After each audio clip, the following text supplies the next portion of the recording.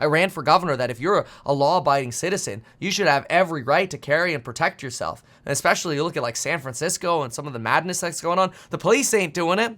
You know? Well, California is trying to Californify the entire United States by now Gavin Newsom promoting a proposal to amend the Constitution with a new amendment that would radically change gun laws in America. And you can only imagine which direction these gun laws would be changed in America if Newsom presented the proposal. Now, I'll talk about the proposal in a moment, but I want to catch you up first with what's actually happening in California right now. Then I'm going to catch you up with a debate that I had with my wife last night. And then I'm going to talk about this amendment and some of the implications of what it could mean. So first things first, California right now, and this is actually pretty incredible, California right now is having a crisis in that courts are rejecting California's ability to actually enforce concealed carry without a license. And this is freaking out California because they are like, basically the only way to get a gun permit in California is if you're massively donating to the politicians and somehow somebody at the sheriff's office is like, get this guy a license. It is really bad. And even if you get licensed, the places that you're not allowed to carry a gun in California are basically all the places you would need a gun if there were ever some kind of disaster or shooting or attack or whatever. And so right now, you have rulings in California where judges are basically going, hey, we aren't necessarily worried about like laws or this, that, or whatever. I mean, obviously their job is to worry about laws. My point is they're going with this elevated argument. And now judges are saying, hey, and the LA Times did a great piece on this. They're actually saying the Constitution matters. And now we have judges getting bashed for not pausing the enforcement of laws when the constitutionality of those laws is being challenged. And this is a really big game changer because it basically says, hey, look, you can't enforce these laws that say somebody can't carry a gun concealed without a license if that violates our Constitution. So we need to address the constitutionality first before you can go arrest people for concealed carrying a gun without a license. This is huge happening in California right now. So obviously, Gavin Newsom is freaking out because keep in mind, the Constitution matters a lot. And I want to talk about this debate I had with Lauren yesterday. I'm a big fan of the Constitution. I think everybody's a big fan of the Constitution down in the heart of it. And the Second Amendment obviously is a big deal, right? It's a right to bear arms. We know this. And we'll talk about why this existed and how that applies in just a moment. But what's really interesting is what Newsom's trying to do is he's trying to pass a constitutional amendment, which you need a 2/3 majority of Congress to actually pass a constitutional amendment, which basically means it ain't gonna happen, bro. It's just a PR stunt. But I want you to understand what is part of his constitutional amendment. Part of Gavin Newsom's constitutional amendment is that states would be allowed to institute common sense gun laws. This is literally a reaction to California basically being told by courts, all of your laws on guns could be unconstitutional and you're not allowed to enforce these. So in other words, Newsom's trying to get an amendment passed that says, no, states are allowed to install laws that are common sense gun laws around guns. And of course, a lot of people are like, well, I'm okay with common sense gun laws. But the problem isn't that, you and I think the laws would be common sense. The problem is, what do people on the extreme sides think is common sense? According to California's version of common sense is you can have a gun, you just can't take it to any store that doesn't have a sign that says you're allowed to carry a gun here, which is basically going to be no store. You're not allowed to carry it in restaurants, at churches, at bars, at schools, in public parks, at parades, at public events, at stadiums, at any mass gatherings. You're basically allowed to carry a gun on an empty street and in your home. That's California's version of common sense. And Gavin Newsom's trying to apply that to the Constitution. So that way, you can now argue in court over what common sense is. Whereas the argument right now is, we're not arguing about common sense, we're arguing about the Constitution.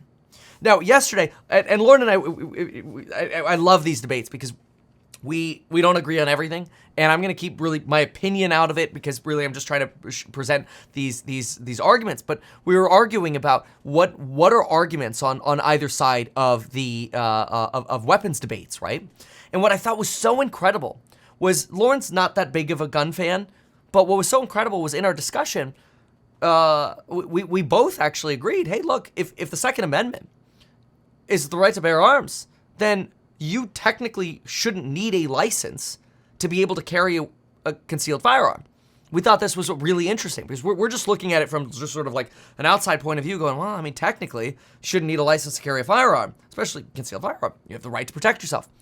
And so at what point does this carry over to, like assault rifles, right? There's the big assault weapons ban.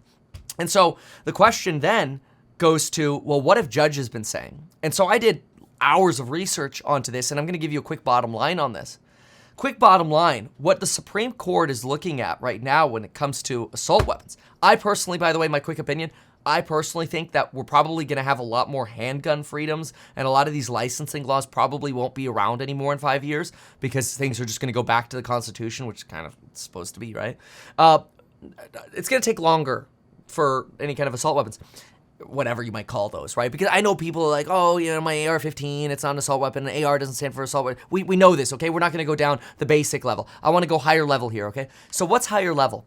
Well, what judges are evaluating right now is that the point of the Second Amendment was that at any point, if there was a crisis or a problem, we would be able to call on a citizen to participate in an active militia and defend our land or our property or our lives.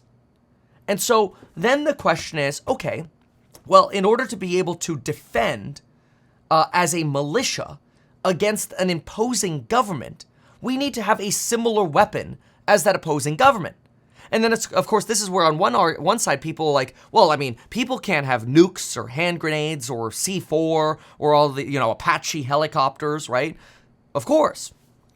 But what people can theoretically have would be the same weapon as a soldier in terms of like a rifle. And if a soldier in the military can carry a rifle, which might be an AR-15, an M4, whatever it is, an AK, whatever it is, then could theoretically, or should theoretically, an individual citizen have that in their home to have that essential equality, right? Soldier with AK versus citizen AK. Soldier with M4, M16, M15, whatever you want to call it, versus an individual, right? And this is what courts are deciding right now, and the Supreme Court will be evaluating, is when the Second Amendment was created, the Second Amendment says, sure, you can't walk around with nuclear, basically the implication as, the Second Amendment doesn't say this, but the courts have restricted that obviously citizens don't have the right to bear every arm, like you're not walking around with nukes, but you do have the right to bear the same arms of the equivalent of what basically a military participant would carry. And that would be, like, let's say, a sidearm or Beretta and a rifle. Back then, it was a musket. Put the gunpowder in a musket and, your little single-shot revolver or Yoka or whatever, right? Rust reference. Now, that might be, a Glock and, and an AR. And so that's really an interesting debate that is going to be had by courts in our Supreme Court and something to pay attention to. Because obviously, all of us agree that we shouldn't be walking around with nukes. We all agree with that. Not everybody agrees that you should have the right to walk around with a handgun. But the Constitution technically does protect that. Now, at what point does the Constitution also protect rifles? That's what the Supreme Court's debating now. Is, do we protect the right to single-shot rifles or automatic rifles? Do we go 10-bullet magazine limits? Or can we go 30? Because that's what someone in the military would have, right? And so I find this very interesting. And I think one of the ways to think about it, because there are a lot of people who are super anti-rifles, one of the ways to think about it is, imagine if we were Ukraine, Russia invades. One of the biggest defenses against Russia progressing is the resolve of individuals fighting in urban combat. Russians come in, and they're getting shot from every window because people have weapons. Imagine for a moment Mexico invades Southern California, and you have to wait for the military to come. And they're coming in with ARs. Should you not also have an AR, right? Obviously, if we get nuked, it's a problem. We don't have to really worry about that. Hopefully, knock on wood. So I find the debate very, very interesting. And I'm not here to cast bias. I'm here to say, look, I'm a big fan of the Second Amendment. I think what courts, though, and I think this is what matters, I think courts will have some really big deciding to do when it comes to, rifles. But in terms of handguns, I think courts are actually moving into an optimistic direction for individual people who want to get licensed or who want to be legal gun owners, who want to be trained gun owners and want to do the right thing. That's what I ran for governor on, by the way. I ran for governor that if you're a law-abiding citizen, you should have every right to carry and protect yourself. And especially you look at like San Francisco and some of the madness that's going on. The police ain't doing it, So, I'm a fan of that. And again, that's just my opinion. The whole point of this, though, was to provide some perspective on what's going on with California, basically, and Newsom trying to Californify all of America. That's kind of what people think he would do if he ever ran for president as well. So something to keep in mind.